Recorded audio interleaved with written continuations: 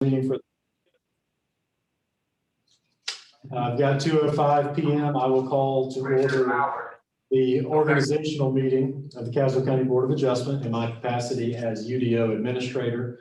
And before we begin today, I just want to thank everybody who has signed up to be on the Board of Adjustment and let you know I look forward to working with you in the years to come.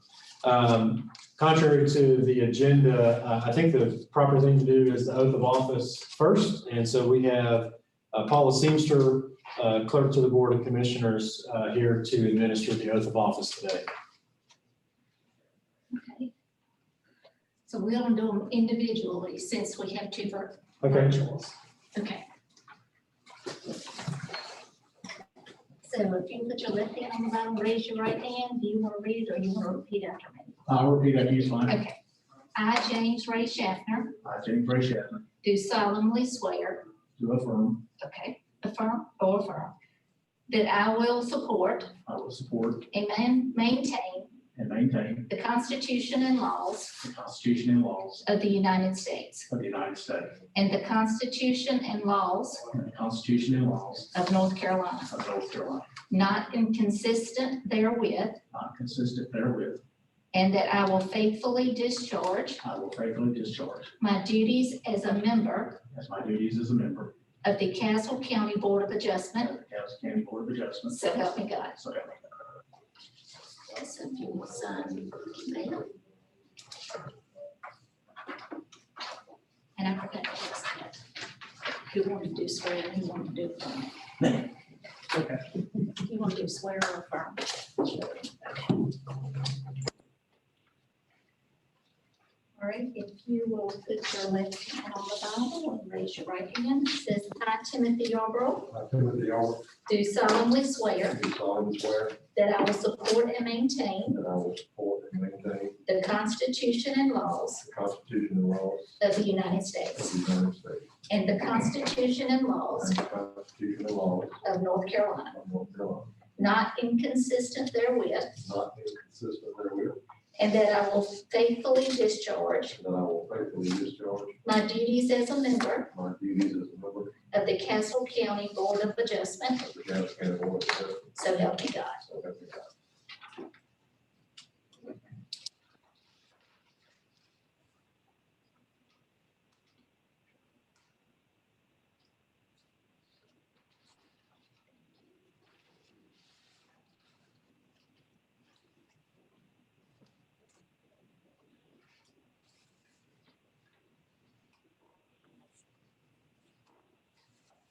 I, John F. Claggett, I, John F. Claggett, do solemnly swear do solemnly swear that I will support and maintain that I will support and maintain the Constitution and laws the Constitution and laws of the United States of the United States and the Constitution and laws and the Constitution and laws of North Carolina, of North Carolina, not inconsistent therewith, not inconsistent therewith, and that I will faithfully discharge and that I will faithfully discharge my duties my duties as a member of the Caswell County Board of Adjustment. as a member of the Caswell County Board of Adjustment. So help me God. So help me God.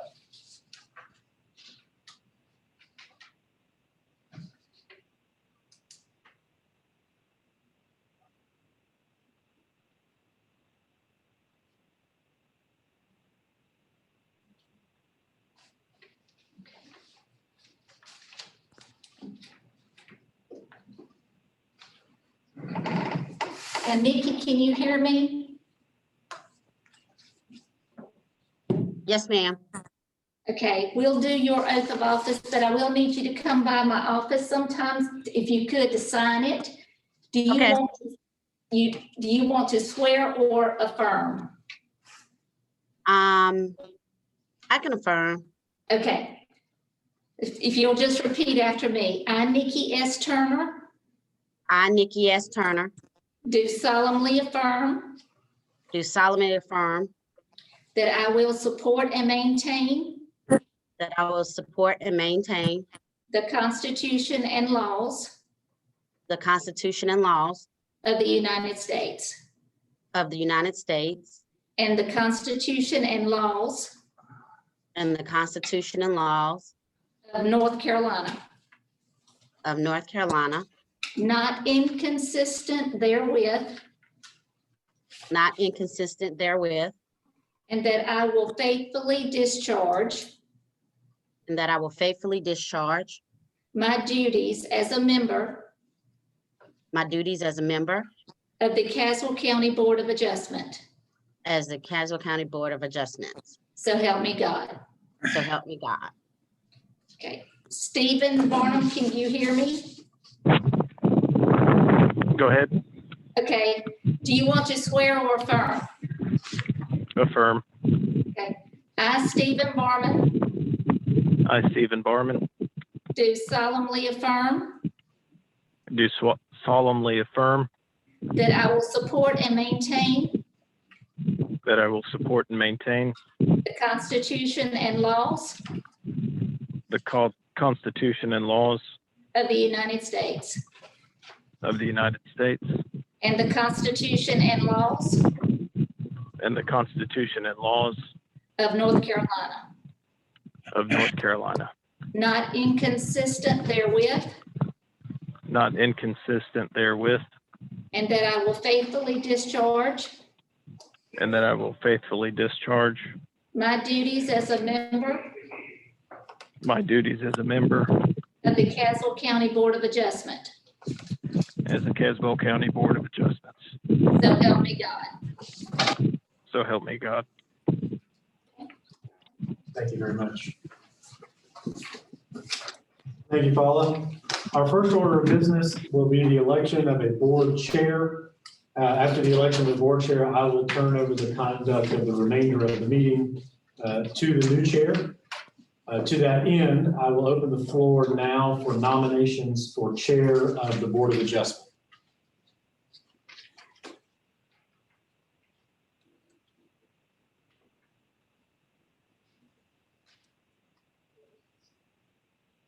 Are there any nominations for chair of the Board of Adjustment? I nominate Timothy Yarborough.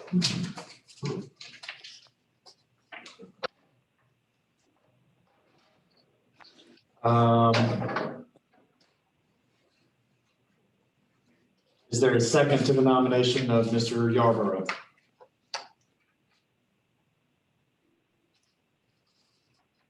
I second it. Okay. Are there any additional nominations for chair of the Board of Adjustment?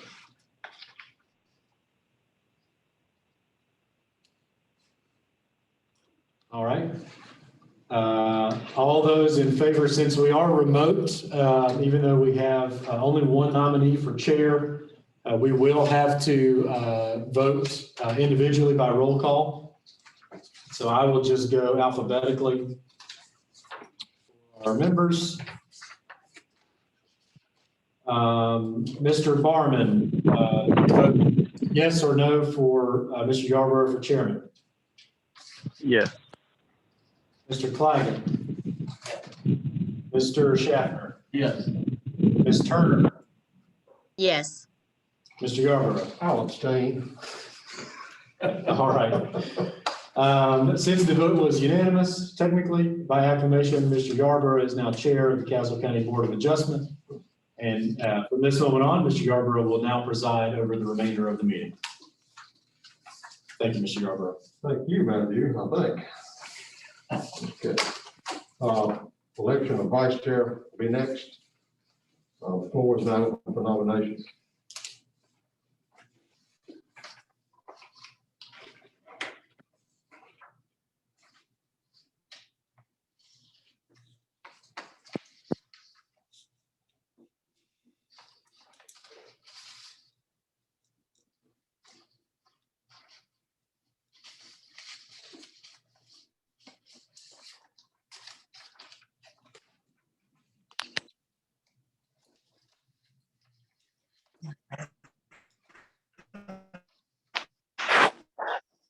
Do we have a nomination for vice chair of Board of Adjustment?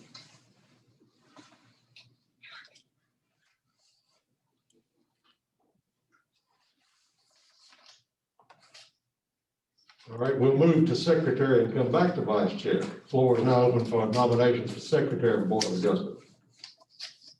I'd like to have a little bit of discussion before we nominate. Right. Secretary, is this meaning that the board member will be taking the minutes? Because according to the UDO and according to protocol between the commissioners and the planning board, there's a separate individual that records minutes. And I would be very concerned about the ability to pay attention at the task at hand if I was having to take minutes. So I would recommend that it be someone other than a board member. Matthew, can you give us a little guidance on that? Yes, sir. So there's actually a provision in the Unified Development Ordinance in Article 3 specifically that speaks to the board's ability to whom they may nominate as secretary. I'm trying to find it. I'm trying to find the specific provision.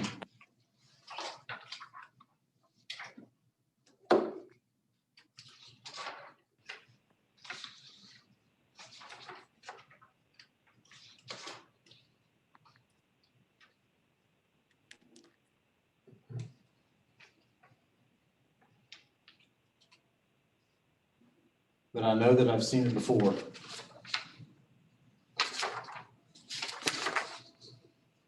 If it's anywhere, it's going to be in section 3.4, It's in 3.4.3 officers.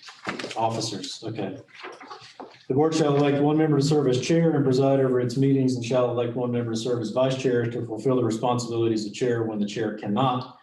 The board shall appoint a secretary who may be a county officer or employee, a member of the board, or such person who is qualified to fulfill the requirements of the position. So Mr. Claggett is correct. It does not have to be a board member.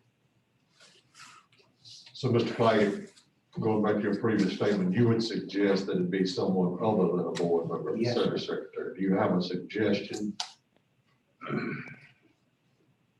Well, if it's a county employee, which I'm sure it would be, I would just like to have Mr. Hoagland. Yeah, the only thing I'll note specifically for today is that Ashley Powell is in on the call. She's an administrative assistant with the county, and she is also the secretary for the planning board. And I'm not 100% sure if she's prepared today to be the secretary, but I know she fills that role in the other board. As I mentioned, she does an excellent job. She is basically the administrator of our Zoom call today. And so if the board had a direct question for her, she may be able to unmute and answer if there was interest in having her as the secretary. Ms. Powell, Yes, sir. will you be willing to serve as secretary for the Board of Adjustment or be able to? How many times monthly are y'all planning on meeting, or will this just be on a basis as needed? I think this is on an as needed basis. Yeah. There's no regular meeting scheduled each month. Okay, that shouldn't be a problem. Actually, it cut out a little bit when you answered. What was the last thing you said? That shouldn't be a problem. If y'all would like me to take the minutes, I can. I nominate Ashley Powell. Second. Motion and second to nominate Ashley Powell as secretary of the Board of Adjustment. Are there any other nominations? Hearing none, we'll proceed to vote. All those in favor, let it be known by saying aye. Aye. Do a roll call. Roll call, I'm sorry. Mr. Clay, Aye. Chap, Aye. Ms. Turner, Aye. and is it Brennan? Barman. Barman, I'm sorry, Mr. Barman. Aye. Thank you. Thank you, Ms. Powell. Let's move back to vice chair. We do need somebody to either volunteer to fill this position or someone be nominated. Floor is open again for vice chair. I'll volunteer. Thank you, Ms. Turner. Do we have any other nominations?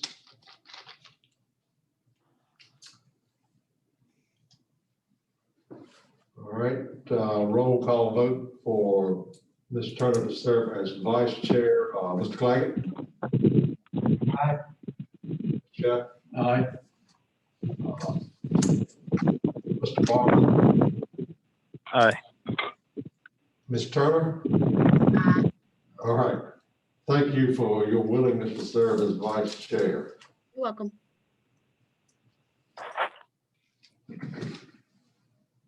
Rules of procedure. You want to help me out there? Yes, sir.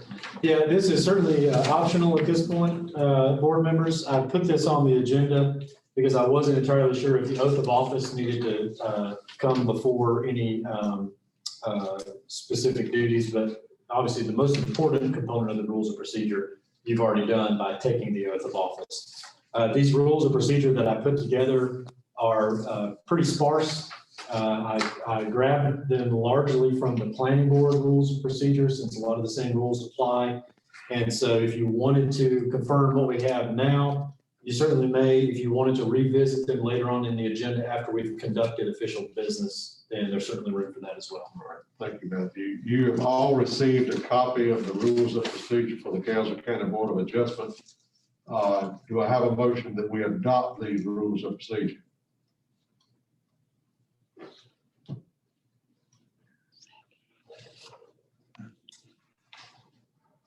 And folks, this is something we can go back and visit and make changes to if we need to, but this is what we have to work with today.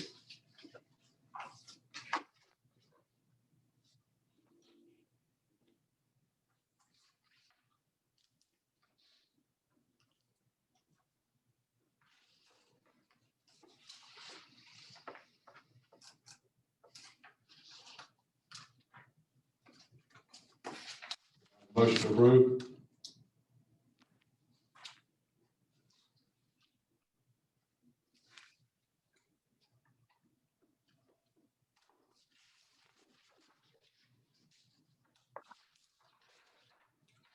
That we approve. Mr. Claggett moves that we approve. Do I have a second? I second it. Mr. Turner seconds. Any discussion? Hearing none, we'll proceed to vote. We'll do a roll call vote on this as well. Mr. Claggett? Aye. Mr. Chapman? Aye. Mr. Turner? Aye. Mr. Barber? I could not hear what we were voting on. I'm sorry. I'm sorry. The rules of procedure for the Board of Adjustment. Motion has been made and seconded. We adopt the rules as we have them before us. Okay. Aye. Thank you.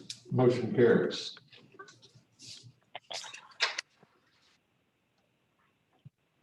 Okay, we've done oaths of office. Now on to new business. The first one is the Warren Widmark variance petition.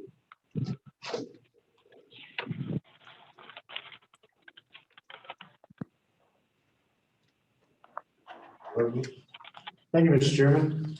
I'm not sure if Mr. Marin, are you Mr. Marin? No, okay. Jacob Daniel. Okay, I don't believe Mr. Marin and Mrs. Whitmark are with us today. In order to prepare for this meeting, I did send certified mail to Mr. Marin and Ms. Whitmark as applicants, as well as the adjoining and abutting property owners posted a sign at the yard. But I just haven't heard back, and I'm not sure if they'll be joining us today. So in terms of taking this up as an official item, from a statutory standpoint, I think it's unclear whether or not the board can take this item up without the participants being here. If nothing else, the motion could be moved to later on in the agenda, and Mr. and Mrs. Aldrich, who are here for their conditional use permit, could be moved up in the agenda. All right. We will do that then. Mr. and Ms. Aldrich, y'all are here with us. Yes. Yes, sir. Okay.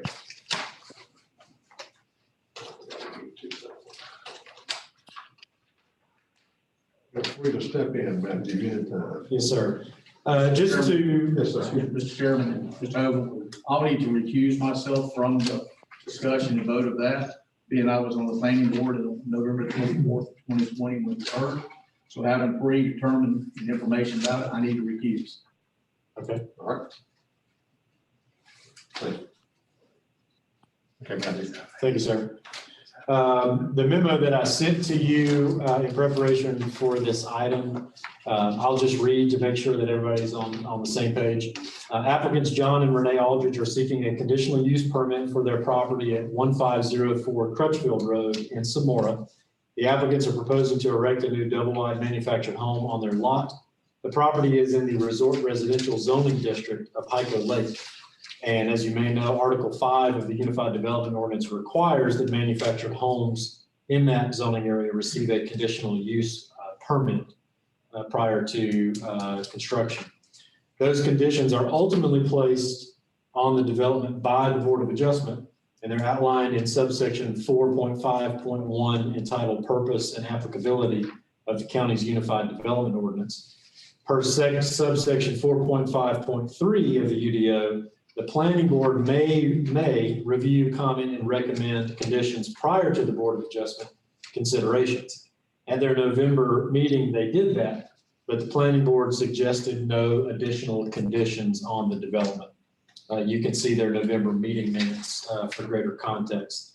Procedurally, a simple majority is needed to grant this conditional use permit. And since we have one abstention, that would be 3 of the 4 members participating would need to vote in the affirmative to grant the conditional use permit or to place additional conditions on the development.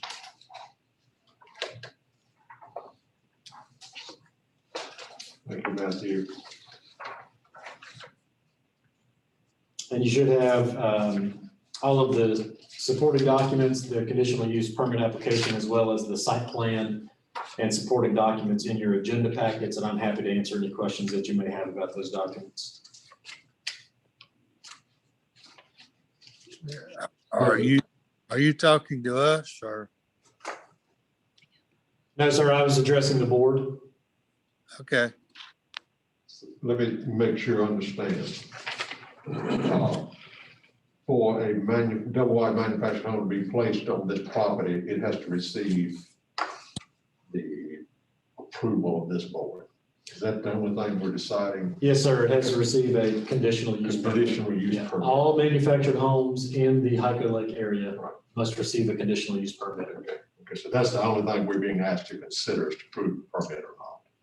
Correct? Well, you may elect to impose additional conditions on the development. So for example, the site plan that you have before you, if you wanted to request certain parking requirements or landscaping requirements or other developments that are, or other aspects that are pertinent to the development of the site, you may impose those on the permit prior to approving it.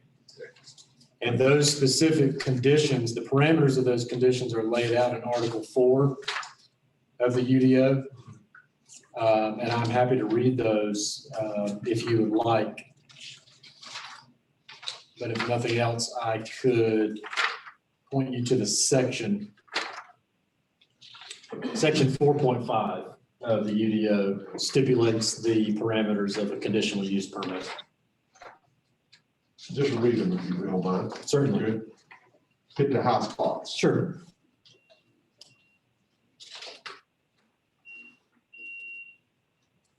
Board of Adjustment consideration of quasi judicial permits.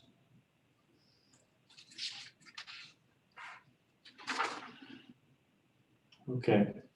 All conditional use permits require a site plan which shows the following: parcel data, including, which includes the conditional use permit application, structures such as the location of buildings, signs, size, and the size of the sign, outside storage locations, trash receptacles, circulation, in other words, proposed points of ingress and egress, pattern of internal circulation, location of off-street parking, the layout of parking spaces, lighting plans, including wattage and illumination, any proposed drainage, including stormwater drainage or any other requirement that the planning board or board of adjustment may provide additional requirements as it deems necessary in order to make the proposed project more compatible with adjacent areas and existing traffic patterns. Those are the nature of the conditions upon which the board of adjustment can impose. Thank you. What's the pleasure of the board as far as this conditional use permit for Mr. Mills Aldridge? Do you have any questions for Mr. Mills Aldridge? I did have a few questions. I read through the email and some of the material, and I just wanted to, I guess, get confirmation on some of the details. Hey, go ahead. Okay. So I think it was a Oakwood manufactured home. From what I could tell, it doesn't look like a traditional manufactured home. It looked like it had high roof lines. The picture that was in the email, it looks like almost similar to a stick-built house from what I could tell. Is that the Correct. case? That's the correct. Okay. It was 612 pitch roof, brick foundation. Oh. It would look just like a stick-built house when it's finished. Okay. And you do plan on going with brick as opposed to like cinder block? Yeah, I think it would look better with the brick foundation instead of, actually a brick curtain wall, which is same as a foundation, but yeah, with brick steps and everything. Okay. I mean, the total house on the inside, outside looks exactly like a stick-built house. It's just modular. Okay. And the existing septic was in place and all that was already Yeah. pre-existing, Yes. correct? Yeah. I think it was like 2014. Yes, sir. Okay. It's, That's all it's for 3-bedroom. The septic's for a 3-bedroom house, and actually there's a well up the hill from where it's going to be. It's on the opposite side. The well and septic is already in. Okay. That's all the questions I had. I just wanted to make sure I had the information correct. Yeah, and then when it's finished, it'll all be landscapes around the front, and it'll look really nice when we get finished with it. Okay. Any other questions for the Aldridges? I have a question. Yes, ma'am. You said this is gonna be a modular, correct? Yes, ma'am. Okay.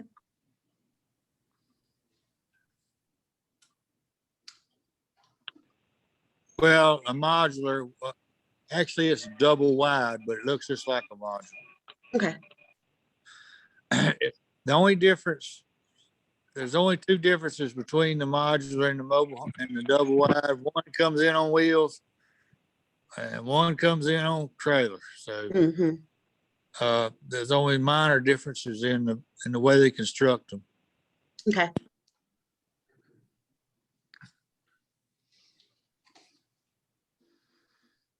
Anyone have any other questions?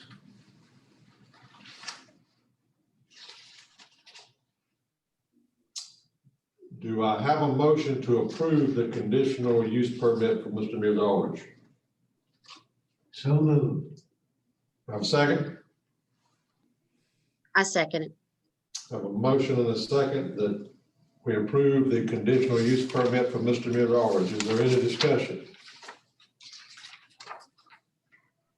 Hearing none, we'll proceed to vote. All those in favor, we'll do a roll call. I'm sorry. Mr. Claggett? Aye. Mr. Brennan? Barman, I'm sorry. Sorry. Aye. Ms. Turner? Aye. And the chair is eligible to vote? Yeah. Okay, chair votes aye. Motion carries. Thank you, Mr. Mills Aldridge. Now, Thank thanks a you. lot. And do we need to get with Matthew on far as the building permit and everything on that? Yes, sir. Okay. All right. Well, thank you very much. Thank you. Okay. We will move back now, if we could, to is it Marin? Yeah, I believe Aaron and Woodmark. Whitmark, variance petition, and we still do not have anyone here as far as that petition goes. So the chair would recommend that we not take up this item today. Would that be procedurally correct, Ms. Hubbard? Yes, sir, Mr. Chairman, I believe so. Again, as I mentioned earlier, I'm not 100% sure how to proceed if an applicant doesn't appear for their variance hearing. They did receive notice of Yes, it. sir. Yeah, I have, actually, I brought with me confirmation from the post office. This is the receipt for payment for the certified mail. And this is confirmation that all 3 pieces of certified mail to the applicant and the adjoining property owners were received and signed. Yes, sir. Yeah, Mr. Chairman. Yes, sir. Ms. Daniel.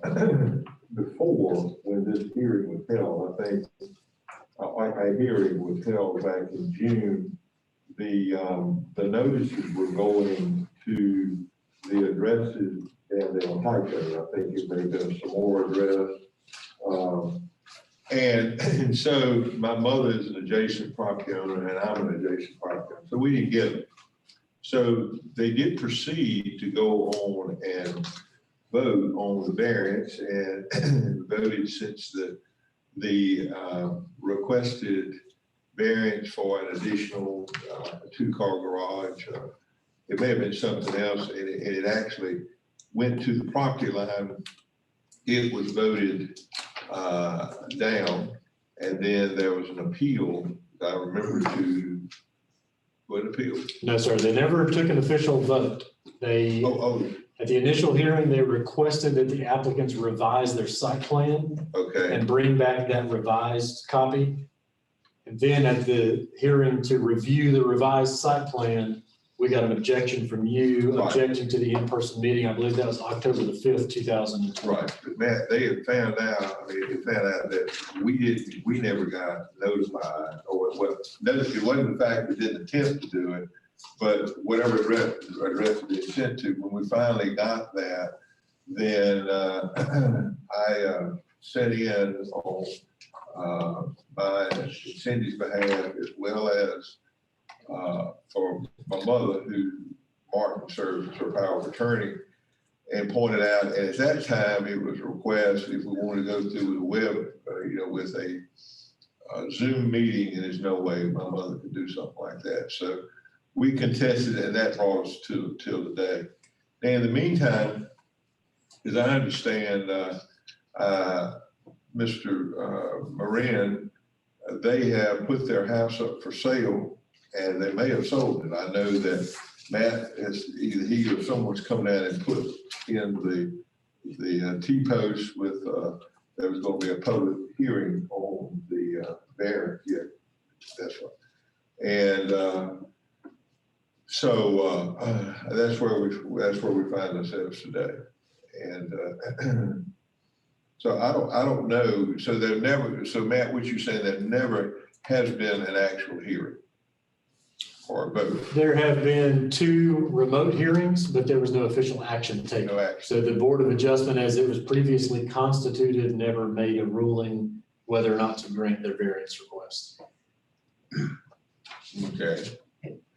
In accordance with, Mr. Chair, Go ahead. in accordance with the minutes, the people that were applying for this variance wanted this garage to store an antique automobile collection in, and that way they could make it their permanent residence. I took the liberty of driving out to that property Sunday and took some pictures, and there is, in fact, a for sale sign in front. I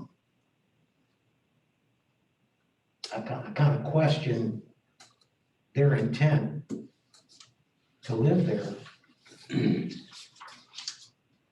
You know, if they're depending on a variance to be able to store their collection. Procedurally, I'm not sure where to go from here, but, and they did receive notification of this meeting and they're not here.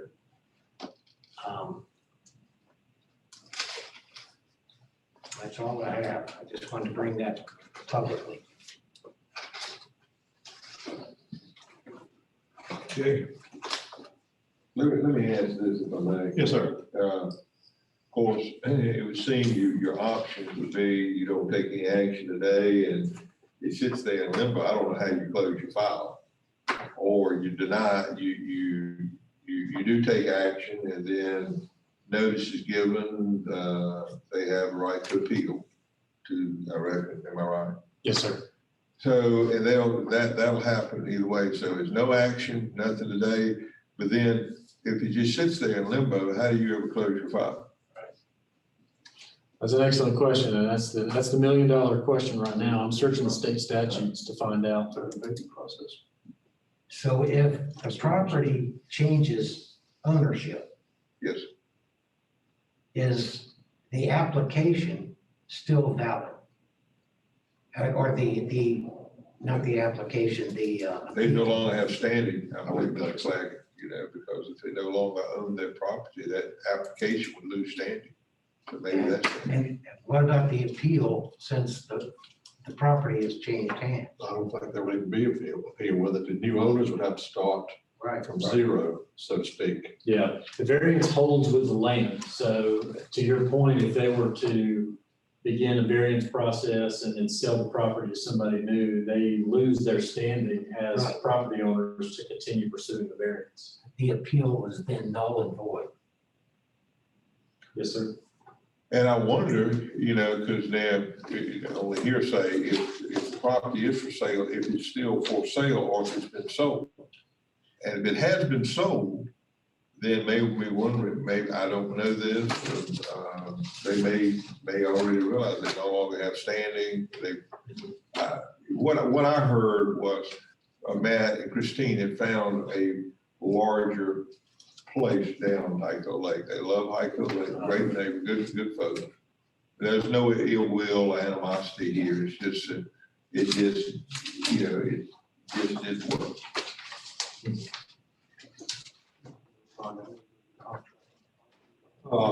Since the individuals requesting this variance have been notified and did not attend today's meeting, I think it would be proper if the chair entertained a motion to deny this request and, for lack of a better word, close this file. If they want to start over again or appeal it, they can move on. Mr. Chairman, Mr. Hogan, before that's done, being that Mr. Daniel was not put under oath, anything he said for or against needs to be struck from the minutes under proper procedure. Is that not correct? I believe that's correct. You are right. Technically. Yeah, and if you still have your materials from the training seminar from the end of January, there is a procedure on the back for quasi judicial hearings and variances with an opening, a swearing in, a presentation of evidence and things of that nature.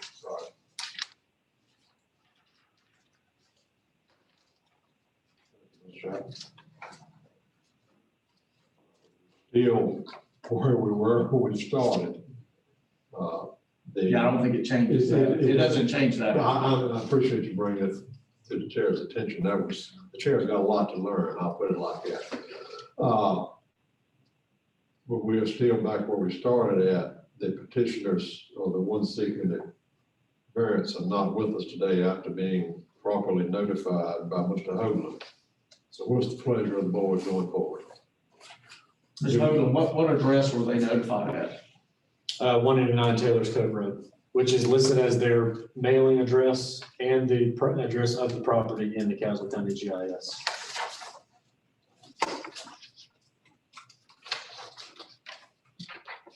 Again, I do have a signature that they received certified mail.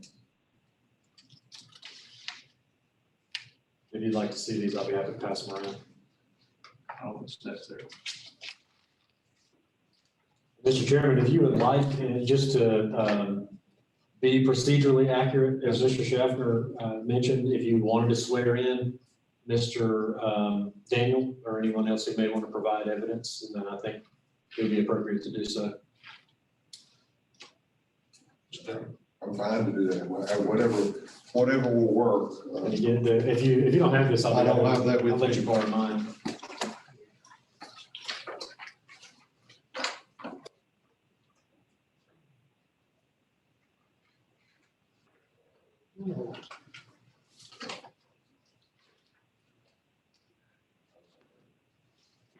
Swallow, I saw, go ahead. I saw them sweat, tell the truth, the whole truth, that's what the truth. So help me God. You solemnly swear and affirm that the evidence and testimony you are about to provide is factual and truthful to the best of your knowledge. I so swear. Thank you. Okay, Mr. Daniel, if you will more or less repeat Okay. your previous comments, now that you're on vote. And if I may ask, and this is all new because has there ever been a zoning administrative, a meeting like this prior to this request? Yes, sir. There has, up until now, the Caswell County Board of Commissioners have acted as the Board of Adjustment when necessary. Yes. But more or less over the past several months, maybe past year or something of that nature, in conversations that we've had with the county manager and the county attorney, it has been determined that in the best interest of making sure these types of quasi-judicial hearings are handled properly, that the county constitute an independent Board of Adjustment. Do you know if there have been any adjustment board meetings concerning Heiko Lake property? I'm not 100% sure. If you check the minutes of the county commissioners, it would be in there. I can tell you that the Unified Development Ordinance as we have it today was adopted in September of 2013. Yes. And so between 2013 and recently, it would be within those minutes. If y'all had, I don't know if you have a copy of that packet, but this property was divided up and designed back in the 60s. Neighbor Doe folks owned the property. He took it on an account at his store, folks' grocery right off of 62. And he took the property versus, at the end of the year when the owner could not pay his bill over several years. He divided that property up, and I want to say there were 5 or 6 or 7 lots. And right at the very point, there was a lot that's not even, it's so small, it's not buildable. But at the very point, and my father and George Brandon bought that lot. The next 2 lots were bought by my cousins through their mother, Winnie Chandler, who was a teacher up here, Bob Chandler, and Nat Chandler. The next lot was bought by my grandfather for his youngest son, Jack Taylor, and that's the piece of property we're talking about. Subsequent, and went on up the hill, I think the McDowells had owned some, and I think there was a Buddy Bray that had bought some lots in the corner. When I got out of law school, my cousins wanted to sell their property, 2 lots and a cinder block house. I bought it from them, paid $20,000 and thought I had just paid more than God. I thought that was something at January 77. I got an interest rate of 10% and thought I had hung the moon. Maybe it's 7, because interest rates back at that time were 16 to 17%.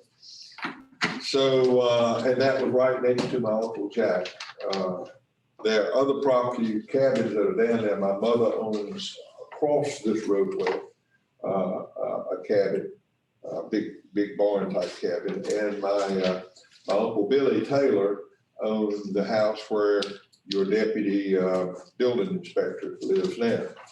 These 2 properties were put up and sold at about the same time, one to Shannon Petrie and one to Matt, Marin, and Christine.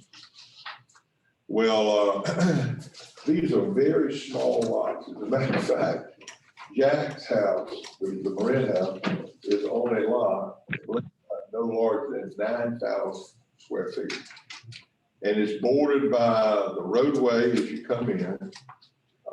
If you were standing right at where you look at the house, it's bordered there by the roadway, bordered on the left by my mother, has a half lot, and bordered by the 420 contour, bordered on the right side by my property. And what Matt and Christine wanted to do, now, they had asked, could they, and it didn't affected by the building inspector or the county, because on the 420, I agreed for them to build their boathouse, within, I don't know, 2 or 3 feet of where the line was in the water. And because they tore down the old boathouse and put the new one up. But when they came to me and asked me about that, I said, man, I tell you, you got tight quarters here, and I understand what you want to do, but that's my mother's property, and I can't speak for her. I got brothers and sisters. We'll have to converse about that. And as far as myself, I'm not ready to make that kind of commitment. And so shortly after that, Christine had applied to see if they could seek a variance, and I understand that. And so as time went on, then I didn't think any more about it. I didn't hear any more about it until ultimately after they'd had a meeting or so. I find out in October, and then that's when I sent my letter, basically said it out.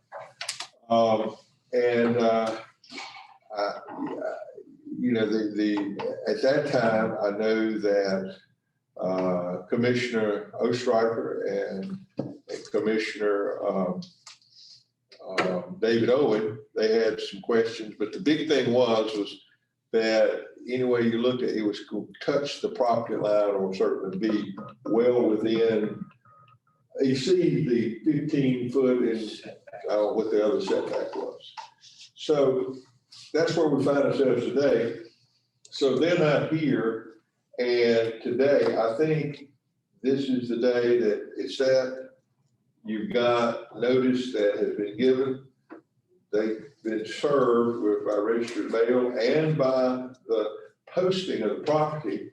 In order for you to even be able to go forward to take up anything, as I understand, and I haven't even seen your rules, but I would think that you've got to swear them in. They've got to put on evidence as to what that make their case as to why there should be a variance. And if they're not here to do that, to submit that evidence, you don't have anything to vote on. And so whether you call it a denial or a dismissal or whether you continue, and then the next question is, if you continue, how many times you going to continue to try to get them here? It's a pretty important thing. And I gave the reason why we weren't here, because we didn't know. At the moment we knew, and thanks to Matthew, we were able to find out, we were able to deal with that. So that's basically what I would say under oath as to where we are. I know in order for Matt and Christine to carry the day, they've got certain things they've got to be able to show. I don't think they can show them when they talk about hardship, when you talk about those types of things. I just don't think it's there. But anyway. Thank you, Mr. Daniel. Anybody have any questions, Mr. Daniel? No. Thank you. So this is what we're presented with. If someone has wanted a variance, but they're not here to present their case, how does the board want to proceed?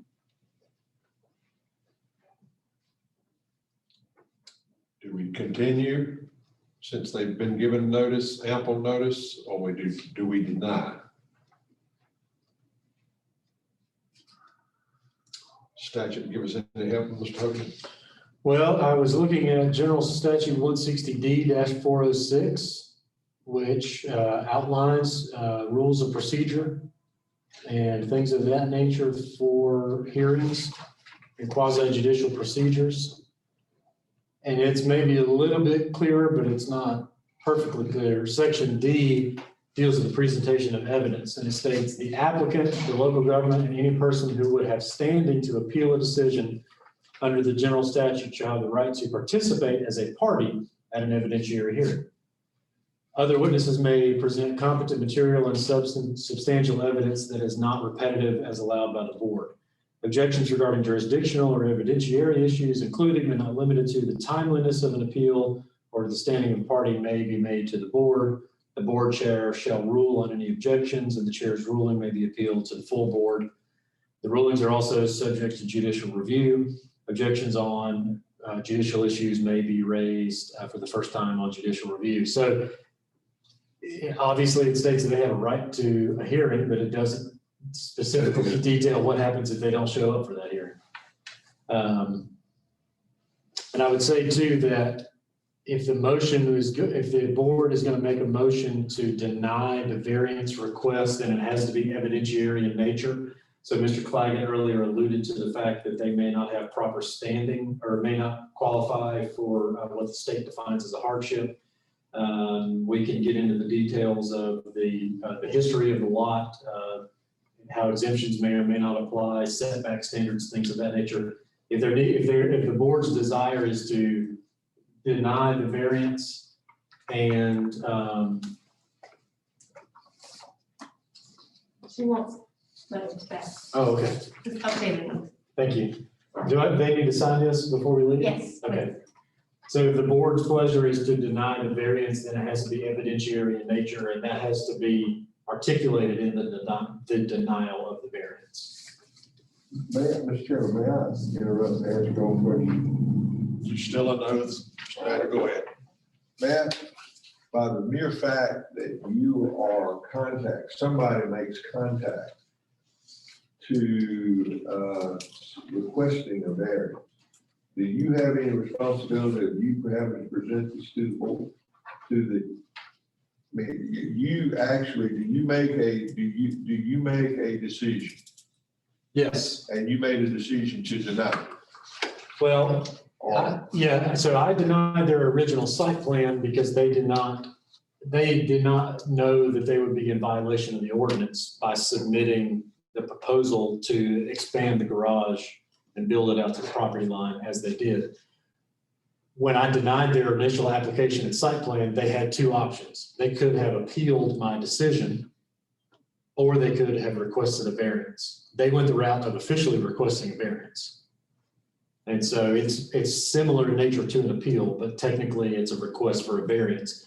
But the evidentiary record of my denial and all of the documents related to my denial are evidentiary to the ultimate granting or not granting of the variance. Well, and the reason I ask that is because if you had the two ways to go, I mean, they appeal what you did or basically now request a variance, it seems to me the burden is still on them, because otherwise you don't have any further responsibility in the sense that you've made your position.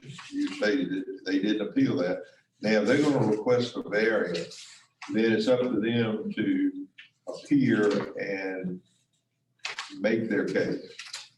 Because I was thinking possibly they didn't even have to appeal. All they had to do was request everybody to discuss it in here and decide one way or the other. If they don't like the decision, then they can appeal. What's the date on the notification?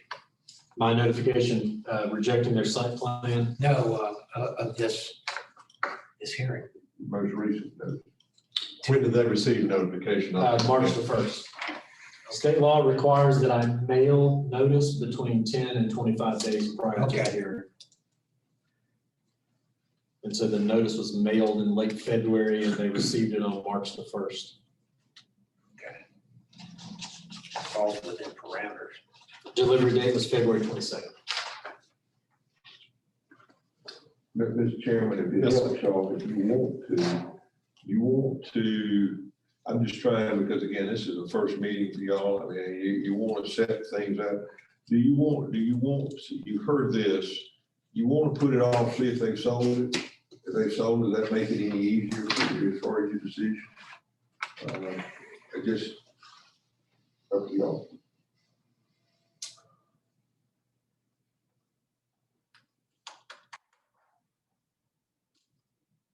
be in the board's best interest. We don't want to mess up the first meeting. Certainly. I don't have a problem with that, but I mean, I'll be available whenever you ask me back, but if they have sold it, it'd be nice to know that they don't have standing. Matt can do their report to the board, and then, of course, I'll just be right across the street. What's the feelings of the board members? Everyone proceed on this. Jeff? I think there's a lot of legality to it that we don't know. We don't want to make a misstep to start with. Mr. Flagg? What did, I didn't understand. I just, there's a lot of legality that we don't know how to act or how to proceed. I don't know if you need to maybe contact the county attorney, speak to them on their behalf, how it needs to be handled. That brings up another question or concern I had prior to us being sworn in is, will this board have access to the county attorney for counsel? You know, like now. I know that the previous Board of Adjustment had that. And I just think that would better serve the citizens. If I'm not mistaken, in the Chairman, Ms. Hoagland as well, and the ruling in Article 3 or 4, it speaks on that behalf, that this board has the power to seek their professional aspects on this. Do they not? Do we not? Yes, sir. I believe that's correct. Mr. Turner, what's your thoughts on this? Should we deny, should we continue, or where do we go from here? I think we should continue until we speak to the attorney. Barman? He left us. I think he left it. Yeah, I believe he has to. Because- Go ahead. They did buy this property subject to these setbacks, correct? They were aware of them? Well, when they bought the property originally, the HICO zoning was not in effect. Is that not correct? Or were they? No, you talking about Marin? Yes, sir. Oh, yes, sir. Okay. They bought the property in 2018. Okay. When I give you that history, that's the history of the previous owners down there from the 60s. Right. That area's been zoned since '66. Yeah, the zoning went into effect in 66. The Board of Commissioners amended the HICO Lake, the original HICO Lake area zoning ordinance, and included setbacks in 93, I believe, 93 or 94. I knew it was somewhat later, but I just didn't remember exactly when. Okay, so yeah, my thoughts are they bought it subject to these conditions. So yeah, in order to clear it up though, I would say, yeah, continue it and then we can see what the attorney does, because if they bought it subject to this, they already knew what they were getting into when they purchased this property. Mr. Hoagland, I believe it's the board's consensus that we continue with this until a future meeting. Hope that you will check to see if they in fact are still the owners of the property. If they are not, this has all been a moot point, I guess. And if they are, I don't know that. Talk to the county attorney, let's just put it like that. Or if we could have the county attorney with us during our next meeting, for questions that the board may have. But as of now, we will continue this until a future date concerning this variance. So, Mr. Chairman, in order to, I believe, in order to avoid the steps of having to re-mail and re-sign, if the board makes a motion today for continuance at their next meeting, then legally that shields the board and that shields staff from having to go through the motions again for a future meeting. So if your motion is to instruct staff to contact the county attorney to clarify this and simultaneously hear it at the next meeting, then I believe that would address all of your concerns. Okay, do we have a motion to continue this to the next meeting and have staff contact the county attorney and get their opinion? So moved. Have a motion, do I have a second? Second. Have a motion and a second, any discussion? Hearing none, we'll proceed to vote. Mr. Claggett? Aye. Mr. Chapman? Aye. Ms. Turner? Aye. And the chair votes aye, motion carries. Thank you, Mr. Overton. Second, Mr. Daniel. Thank you, Matt. You know, the realtor, I reckon that's, is, I think, Gay Poindexter. Okay, And if I get a chance, I'll call, I'll pass that along, at least the number. okay. Okay. Yeah, if they're no longer the property owners, then that would probably help. I'll still get clarification from the county attorney because I think we're in a really unique situation here with the variance applicant not showing up to have their application heard and possibly relinquishing ownership at the same time. So, but yeah, any information would certainly be helpful. There's nothing easy anymore, and the last thing we need is a good board and people willing to serve. You sure don't want to come up here and start on the wrong foot. So thank y'all. Thank you. Thank you, sir. Yes, sir. The next item of business, rules and procedures revisions. Do we have anything? Thank you, Mr. Chairman. Yeah, one thing that actually jumped out at me as I was preparing for this meeting, if you look at section 3.4.4 of the Unified Development Ordinance, which kind of spells out the powers and duties of the Board of Adjustment. With regards to meetings, it says the board shall establish a regular meeting schedule on the first Tuesday of each month. All meetings of the board are open to the public, so on and so forth. And obviously here we sit on the second of this month. Now, as far as in my understanding of this, I believe we have two primary ways that we can rectify this. The board can simply vote to shift and meet on the first Tuesdays, or we can begin the process of amending the UDO so that the UDO reflects the board's desire to meet on their preferred date. What's the pleasure of the board? Do we just move it back to the first Tuesday to be in compliance with the UDO, or do we begin the process of amending the UDO? It can be a little more complicated, I would think. I'm not opposed to changing the meeting. Nor am I, but I think was it Mr. Barham that made, when we met in the training, said the first Tuesday was not, I believe so. that he was not available. Most, of course, you know, he was Zooming today, but I'm just saying, but I think there was one that could not meet on the first Tuesday. I do believe it was Mr. Barham. Yeah, I can't recall specifically. I know that he works out of town. He works more or less as an engineer on nuclear facilities. So he has instances where he's gone for sometimes 2 or 3 months at a time and then comes back in. So. Well, I knew it was one individual in that initial training meeting that said that the first Tuesday was not good. So the 4 of us haven't spoke of that, so I kind of I think it must have been him. Of course, I personally don't have a problem with first Tuesday. What's your pleasure?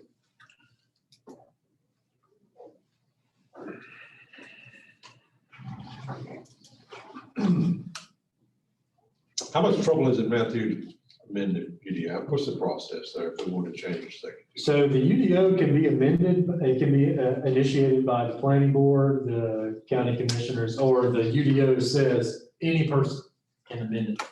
Technically, there's a fee associated if a private citizen wanted to float an amendment. I would assume that the best procedure would be that this board requests the planning board initiate an amendment since they have the power to initiate an amendment. And then they would do that, make a recommendation to the Board of Commissioners. There's a required public hearing that goes into that. And then the county commissioners have the ultimate say on making an amendment.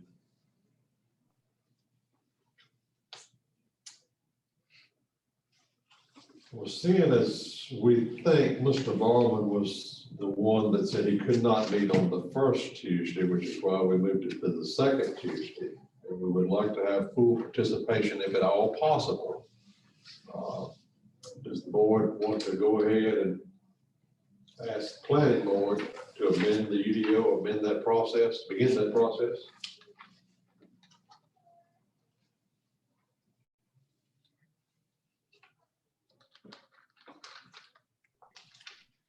I'm like Mr. Chapman, it doesn't matter to me, first Tuesday, second Tuesday, it doesn't, I don't. And again, this is section 3.4.4. Really, you would just need to change one word. That first sentence says the board shall establish a regular meeting schedule on the first Tuesday of each month. And so I assume amending first to read second is all you would need to take care of it.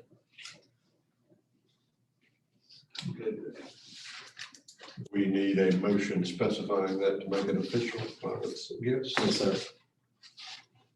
Do we have a motion to ask the planning board to begin the process of amending the UDO to change our meeting date from first Tuesday to second Tuesday of the month? So moved. I have a motion. Do we have a second? Second. I have a motion and a second. Any discussion? Hearing none, we'll proceed to vote. Mr. Claggett? Aye. Mr. Chapman? Aye. Ms. Turner? Aye. And the chair votes aye. Evelyn, if you will start that process, we would appreciate it. Yes, sir. That's all we have on the agenda. Go ahead. I have one more item, and this more or less comes as a request from the chairman of the Board of Commissioners. As you may know, in the UDO, your terms as Board of Adjustment members are 3 years, if I recall correctly. Yes. Yeah, 3 years.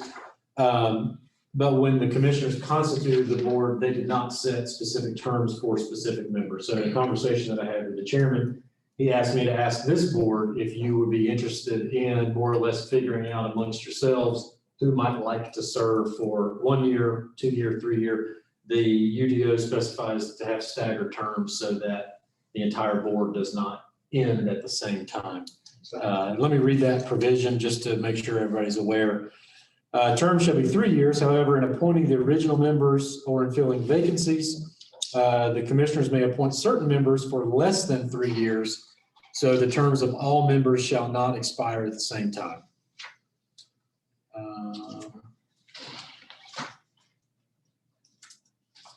The commissioners may also appoint alternates to fill any vacancies for any specific meetings. But so again, I was just asked to pass that along and see if the board had any interest in kind of establishing their own specific terms, and then we can relay that information back and the commissioners can make it official. So Chairman Owen would kind of like for us to say, this will serve 1 year, these two serve 2 years, these two serve. Yes, sir, that's correct. I got you. It still goes to the commissioners for final approval. Yes, sir. Correct? All right. How y'all want to handle this? Anybody want to volunteer for a 3-year term, 2-year term, or 1 year term? I like to volunteer for a 2-year term. All right, Mr. Turner. I'll volunteer for a 3-year.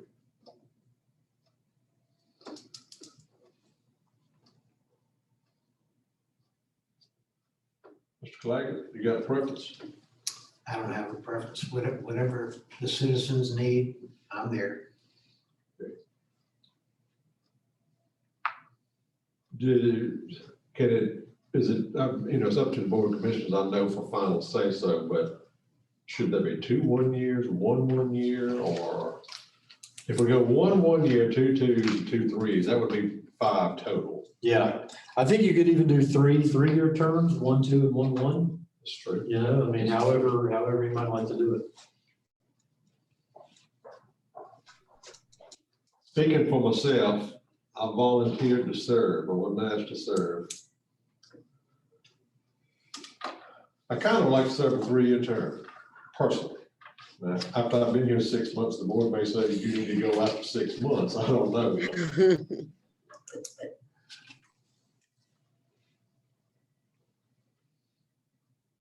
Mr. Clay, do you consider a 3-year term? I'll consider that. Mr. Barman is not with us at the moment. The only note that I'll make with regards to Mr. Barman is that since he lives in the Hyco Lake He zoning needs to area, be on. there has to be representation from the only zoned area in the county. That is true. Either him or Or someone else, that, you know, if he were to come off, there would need to be an appointment to replace him from that same zone area. That's correct. That's right. That's right. Did the board have anyone other than Mr. Barber from the Hiker Lake zone? I don't believe so. I think he was the only applicant from the Hiker Lake area. Mr. Chairman and Mr. Hogan, do you guys not agree there needs to be some alternates? UDO, it kind of suggests 2, if not 3 alternates. I think there's wisdom in having alternates. I agree. It's not a decision for this board or for the commissioners? Commissioners. Okay. So I And thought- they could, theoretically, the folks who applied originally but did not receive enough votes that have already applied could be alternates, Ultimately, it's their decision, but they can handle it in any kind of way. Because there were far number greater than what's on this board and to cover those alternates that applied. Yeah, I think there were 12 or 14 total applicants. I heard 12, so I'm not sure. I watched the meeting that morning, but there was several, I'll put it like that, several. What if we had 2 2s and 2 3s? Would that suffice? I think, like I said, I think the board can stagger it however they like. Or at least, make the recommendation however they like. What if we do, Mr. Turner has said 2 years, what if we put Mr. Barwin on a 2-year term? He's not here to say yay or nay, but I said this is something that we need to decide on and pass back to the commissioners, get their approval. Do we need to ask him or? I think possibly too, you could even do 3 3-year terms and 2 2-year terms. That's what this says, 2 And 2s. no 1 year. No 1s, 2 2s and 2 3s. I mean, 2 2s and 3 3s. 3 3s. Right now, we have Mr. Shaft and Mr. Claggett and myself on the 3 years, what I have written down. Mr. Turner has said 2 years. If we do Mr. Barwin on a 2-year term, and can you possibly get in touch with him and see if he has a preference? I can certainly ask, but if it's a recommendation from the board, then that's a voting action that you guys may need to take. And if you're gonna make a decision today, then What do you think, guys, ladies? I don't think his feelings would be hurt if he has a 2-year term. I'll tell you that. I'll just put it that way. Okay, all right. Seeing as it's a requirement to have a member from the zoned area to be participate on this board, there's nothing saying that he wouldn't be reappointed. Is there any stipulation is you have to set out a year? Nope. You can be reappointed. You can be reappointed. Once your term's up. Yep. Okay, that solves that problem. So I think that's very common too, the planning board members by and large are reappointed at the end of their terms for years and years. Right. Not in all cases. But it just opens up better opportunities. So, as I have it written, and y'all correct me if I'm wrong, Mr. Turner, Mr. Barwin will serve a 2-year term. Mr. Shafter, Mr. Claggett, and myself will serve a 3-year term. Am I correct in what Mr. Claggett said? He didn't have a preference. I put his name down on 3 years. I'm good with it. Do we have a motion to that effect, that we recommend these terms for these individuals to the county commissioners? So moved. Do I have a second? I second it. All right, motion and a second. Any further discussion? Hearing none, we'll proceed to vote. Mr. Claggett? Aye. Mr. Chapman? Aye. Mr. Turner? Aye. And the chair votes aye. You got all that, I guess. Yep, Ashley's. She's got it. We got it. She handles those details thankfully, because I'd be lost without her. Anything else? that you That's have? all that I've got. All right. Motion to adjourn is in order. So moved. There's a second. Second. All those in favor, let me know by saying aye. Aye. Motion carries. Thank y'all. Thank you. Thank you.